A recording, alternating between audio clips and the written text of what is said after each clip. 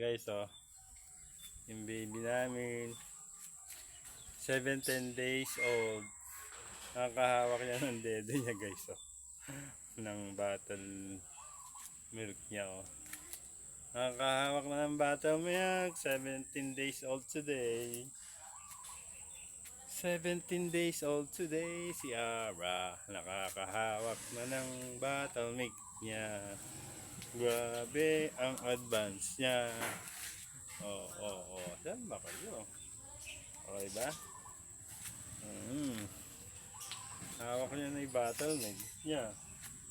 17 days old pa lang. 17 days old pa lang si Ara baby.